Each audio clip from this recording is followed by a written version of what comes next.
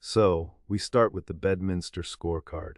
He's claiming he won with a score of 70, but the real headline here is this line: unlike the rest of the field, I'm given very little time to practice. That is a fascinating choice of words. Why frame lack of preparation as a superior strategy? It's classic. If you win with minimal effort, you're a genius. If you lose despite training, you're unlucky. It's the oldest trick in the book to make laziness look like innate superiority. Right, but then he doubles down. It's called talent.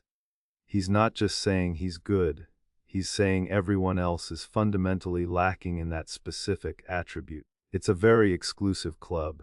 Speaking of exclusivity, let's pivot to the other thing he posted today: the airport sign. Ah, yes, the welcome mat. He shared an image of a large airport sign reading "Welcome to a President Donald J. Trump International Airport." It's bold naming, if nothing else.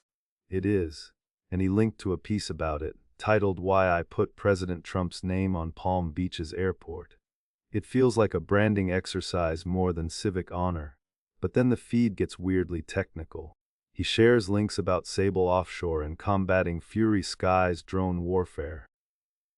From golf to gas pipelines to anti-drone incubators. That's a leap. Is there a thread there, or is it just the energy triumph narrative he amplified? It feels like two different presidents. One is playing a golf game where talent matters more than practice, and the other is building infrastructure, offshore restoration, new tech for security. He shared an article about his energy triumph, but the drone piece mentions developing new tech to counter terror attacks. It's a lot of disparate claims. Disparate, yes, but consistent in tone. The golf post is pure ego. The airport sign is vanity. The energy and drone links are power plays. He's showing off the hardware, pipelines, planes, protection tech, while insisting his personal edge is purely magical talent. So the narrative is, I am naturally gifted, and therefore I can build these massive structures effortlessly. But let's look at the tape for a second.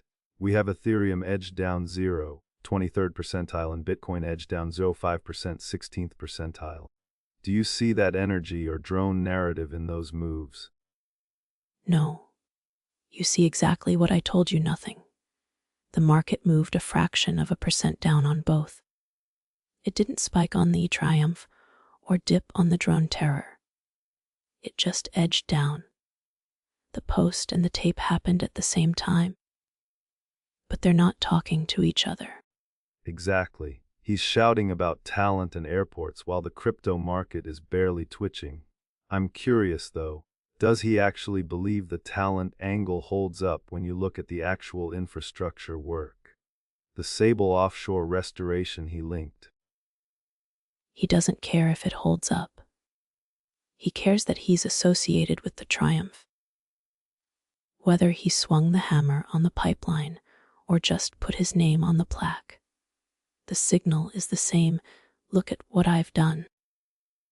The lack of practice in golf and the lack of detail in the energy posts are two sides of the same coin.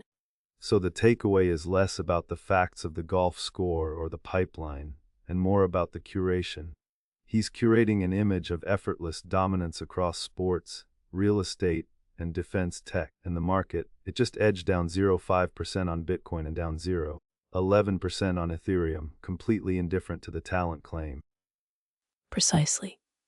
The tape doesn't lie, and it certainly doesn't care about his talent. It just moves. And today, it moved down a tiny bit. That's the only truth here that matters. Marge, you always bring it back to the tape. I'll take that over any golf handicap analysis. Thanks for joining me. That's the show. We're on Spotify and YouTube. If this earned it, like, subscribe, tell a friend. And housekeeping: the machine that writes this gets tuned constantly for cleaner news. The numbers are real, the jokes are not.